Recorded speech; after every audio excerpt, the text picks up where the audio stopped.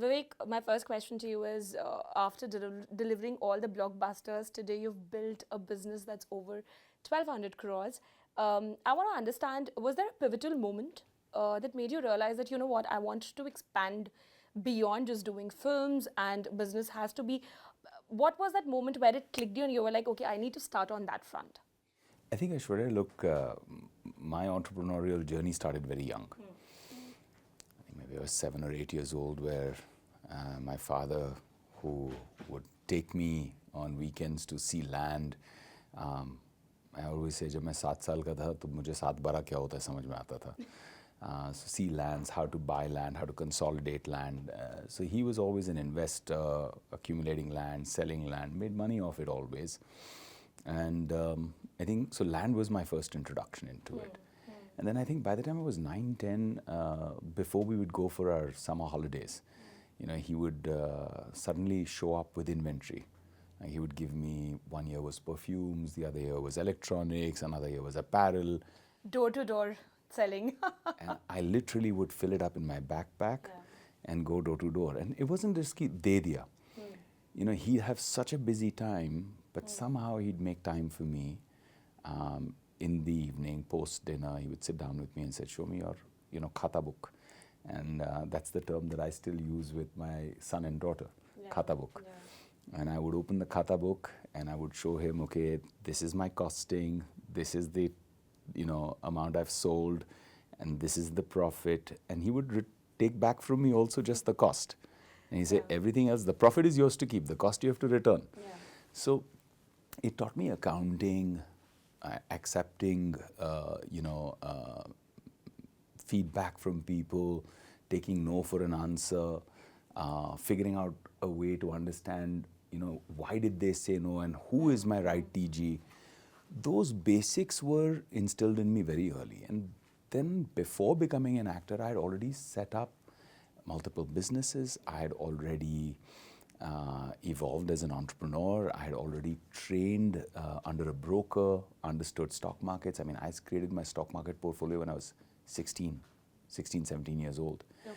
Learned hard lessons, built a portfolio out of nothing, speculated, lost most of my portfolio in a single shot, one big speculative game.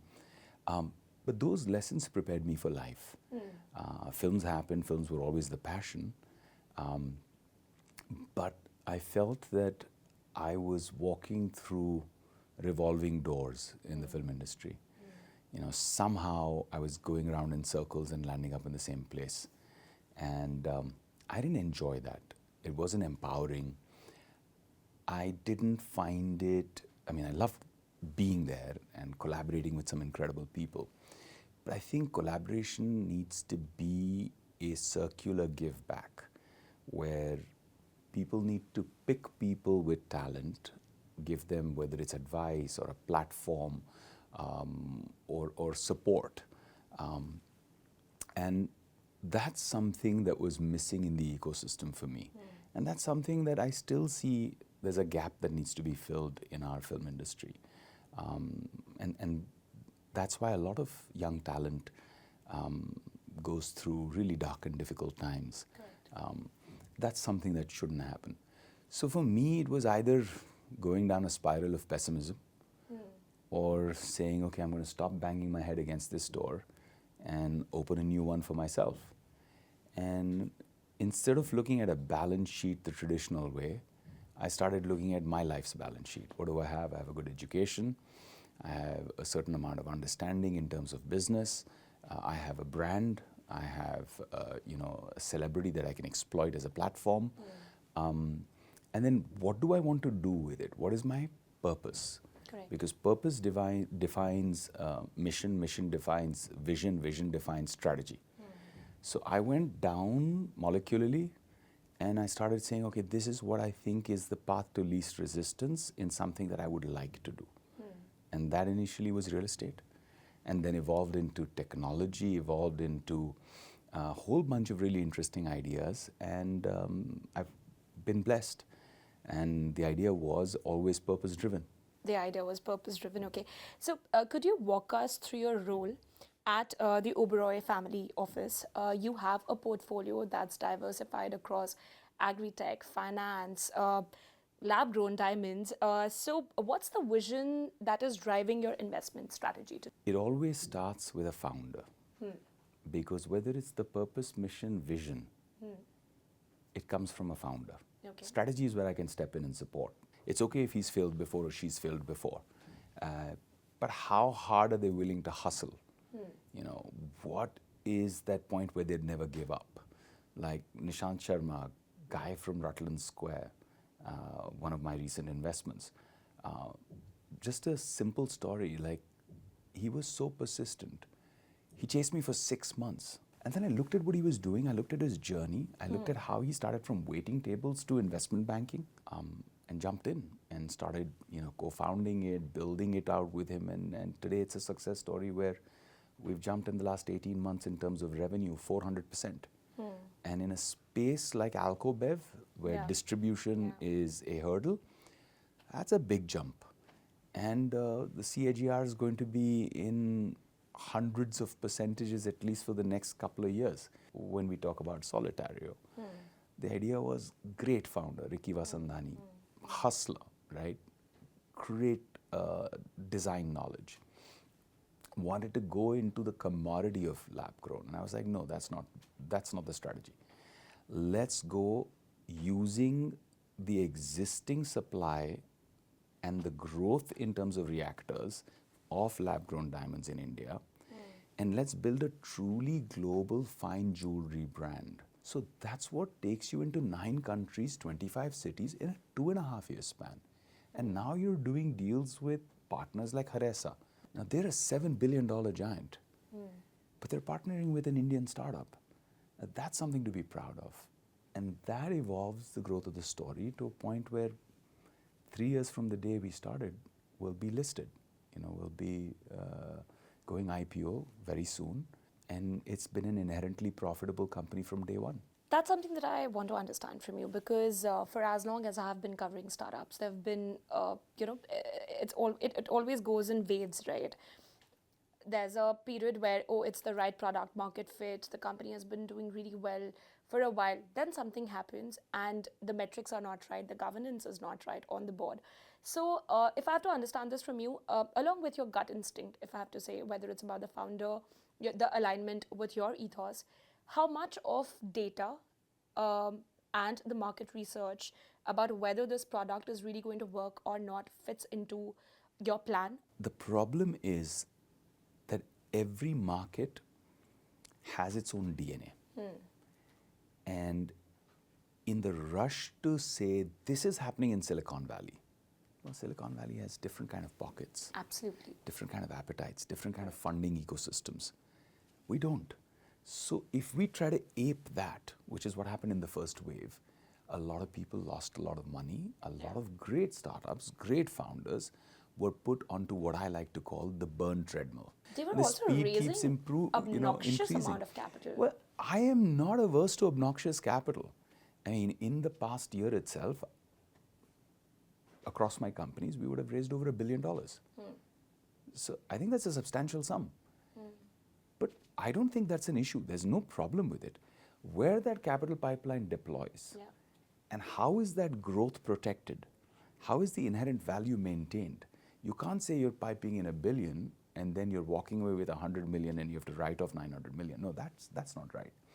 So I think somewhere you have to marry Silicon Valley with the Marwadi mindset. That marriage has to happen, right? Even in Bollywood, when they used to copy international hit songs, when they used to be inspired by international movies and inspired by international songs, they put a desi tadka. So why not in business? Correct. How do you get, what is the closest point to an equilibrium between growth and inherent profitability, organic growth? Which is why most of the companies that I've been involved in have seamlessly, I've done 12 IPOs.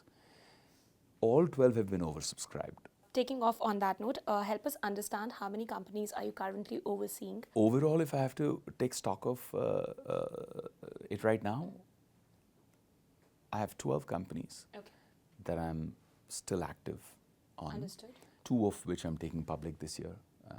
Pentacle, Solitario, I'm taking public this year. iScholar, Ready Assist will be in the next 12 months, ready to go IPO, inherently profitable, solid EBITDA. You mentioned earlier that 12 of your companies which you took public were oversubscribed.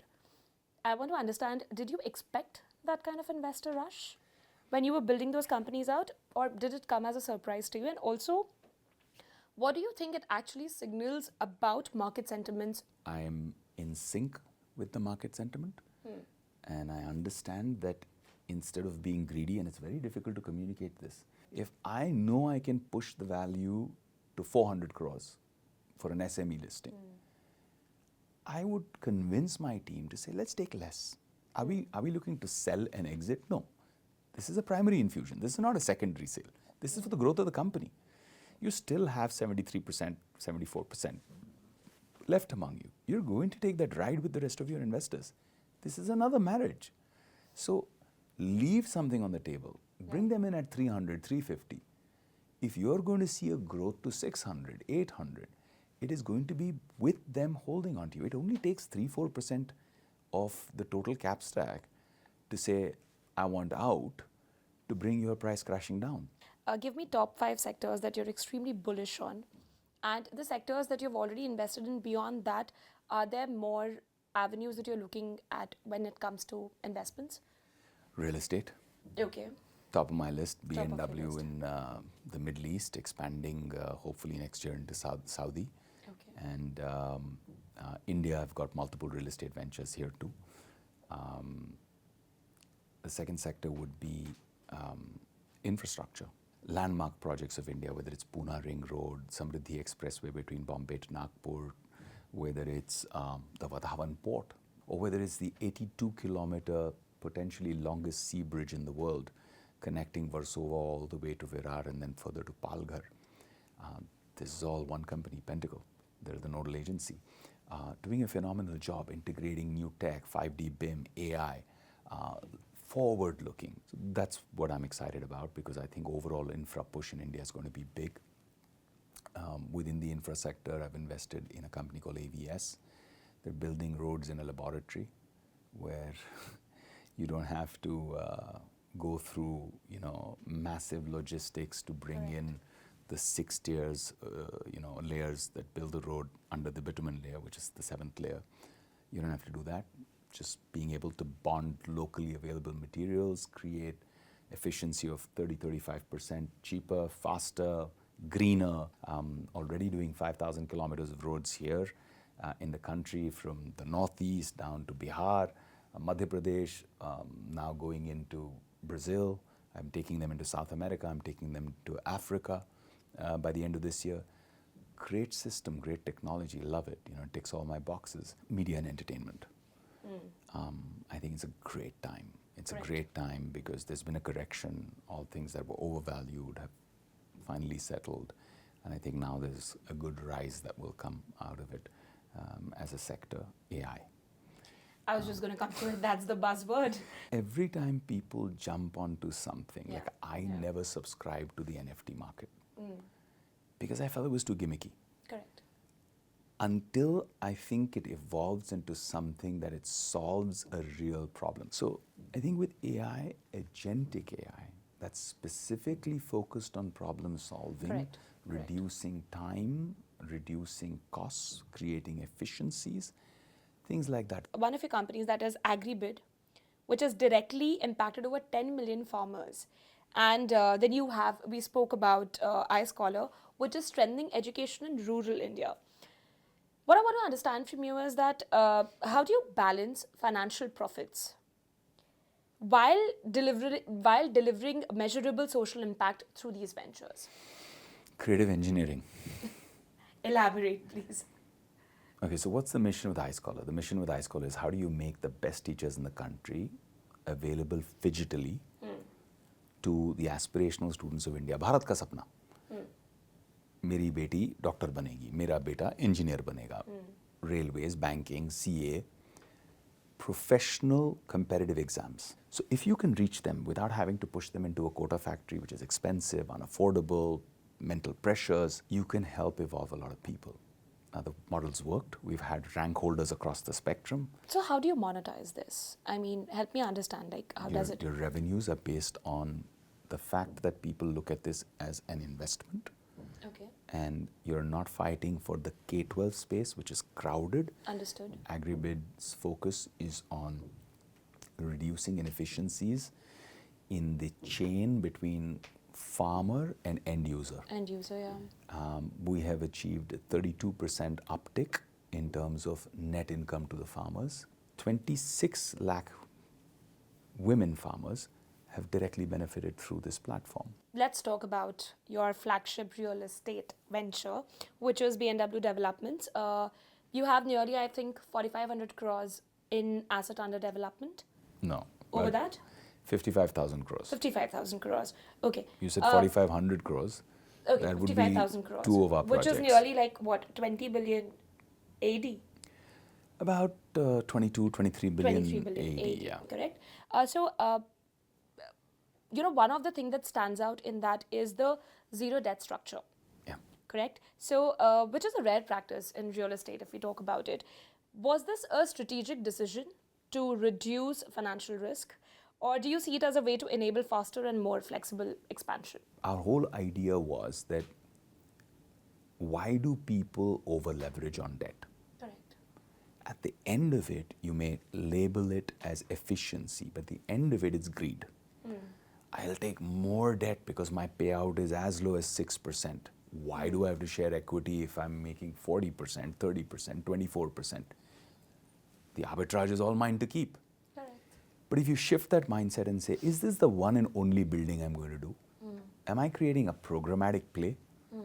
Can I make a participative platform where I say, improve stakeholdership, bring people in, they may have things to contribute beyond money, and that's what it evolved into. Today, we are a zero debt company at the umbrella level.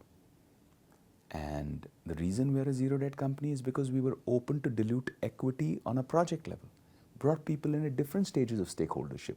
You have a high risk appetite, high reward demand, come in at the early stage.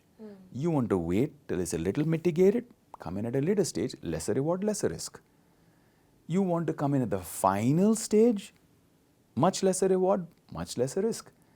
So we created a stack where people had options. So B&W right now is only focused in the UAE market, and you mentioned that you're going to expand it into the Saudi. No India focus as of now. B&W's core focus is the UAE market. Okay. The reason it's the core focus is that the entire DNA of the organization knows how to operate in a very predictable and mitigated market like the UAE. I do business in India. I've done a lot of real estate in India. And I love my country. I'm very patriotic. But what is true. The ease of doing business in the real estate sector, the transparency, the regulatory framework, all of those authoritative framework, all of those present a lot of challenges.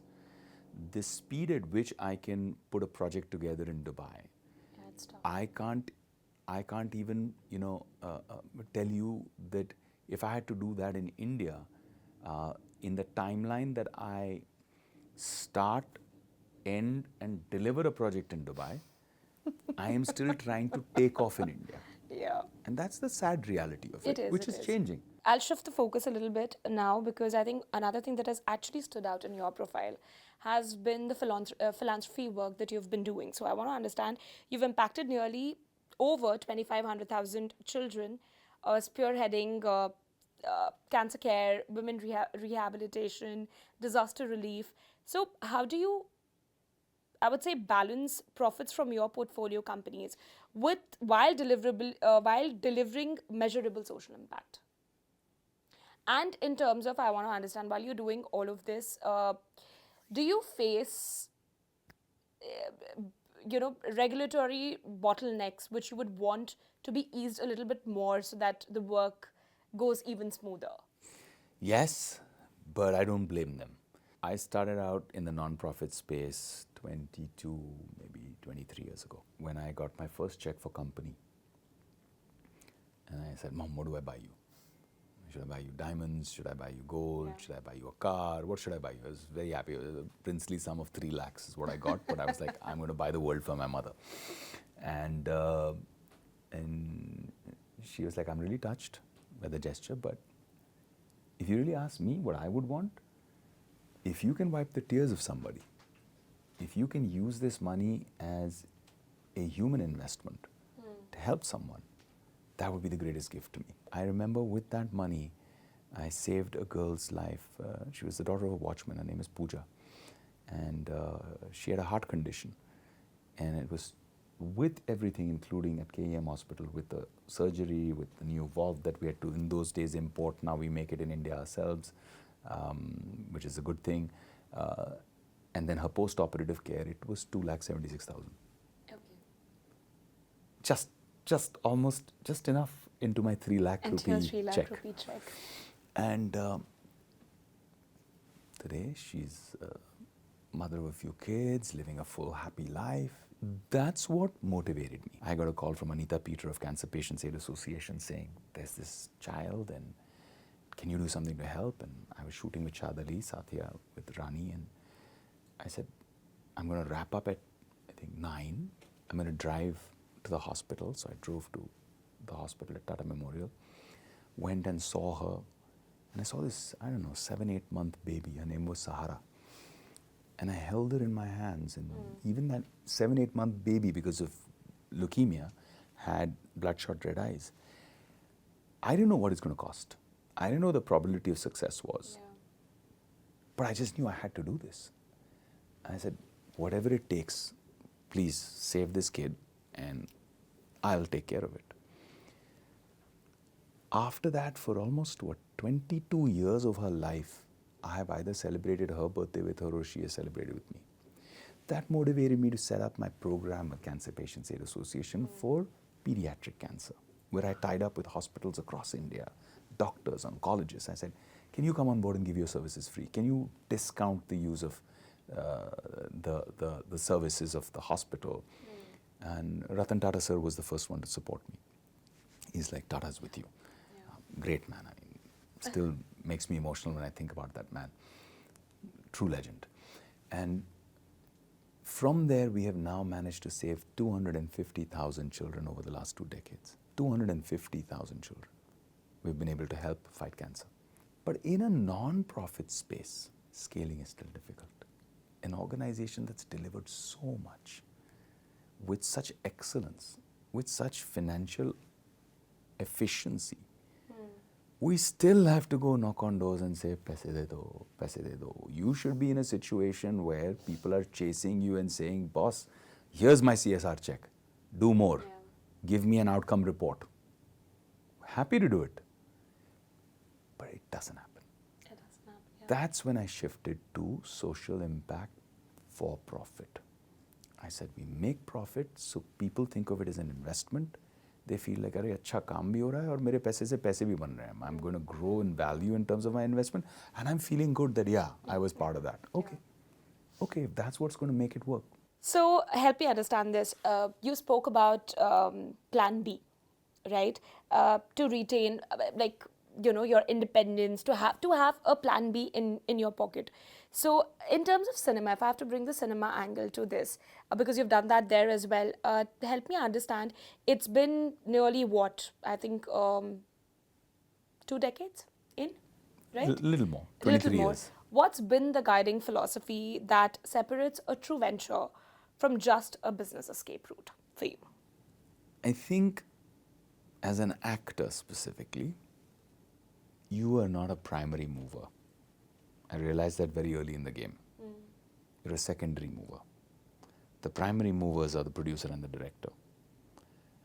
You could be a talented actor. You could be winning multiple awards. You could be someone who's proven themselves both at the box office and at the critical acclaim level.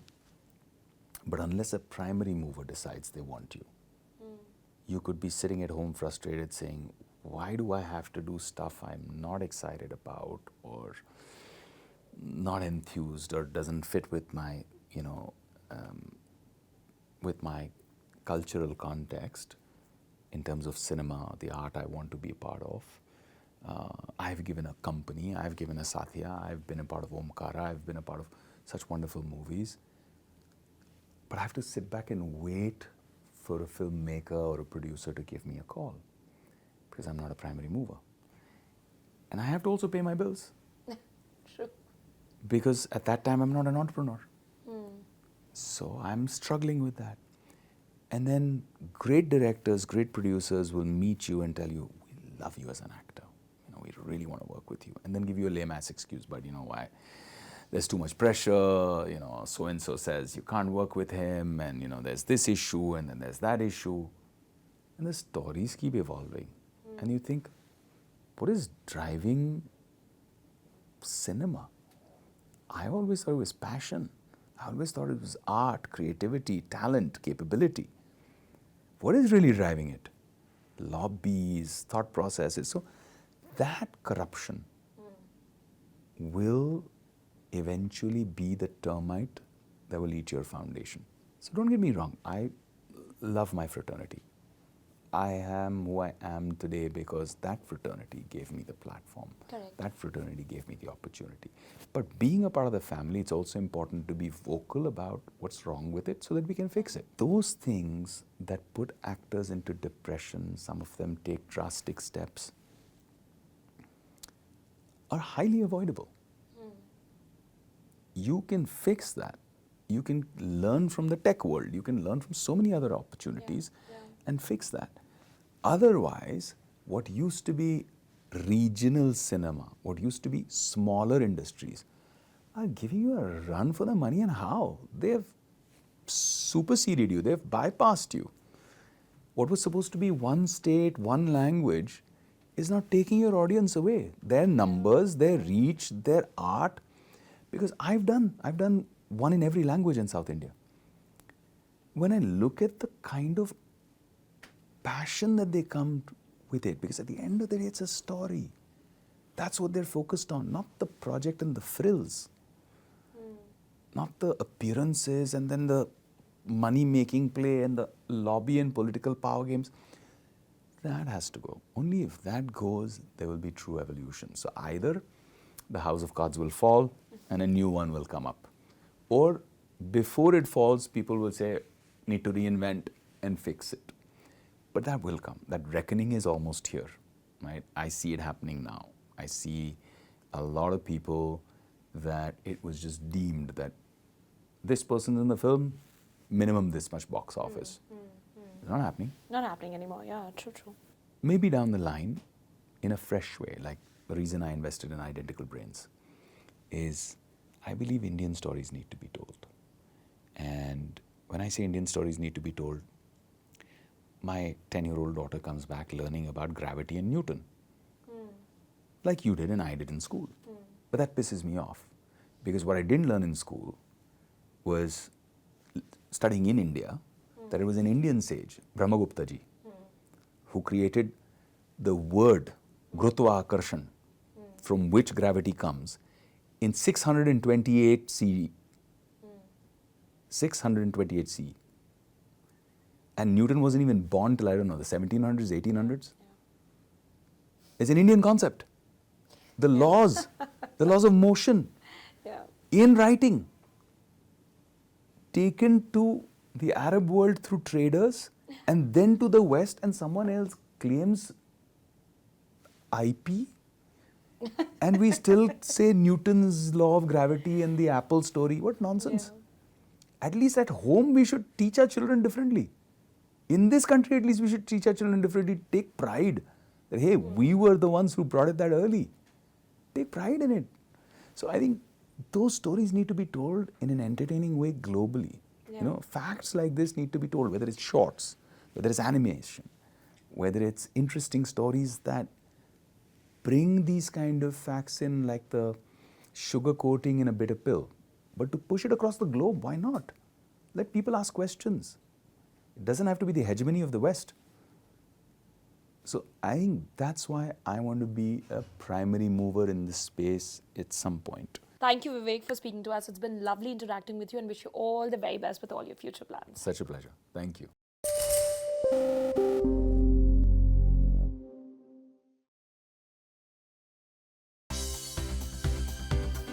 For more news and updates, all you need to do is follow CNBC TV 18 on all of our digital platforms.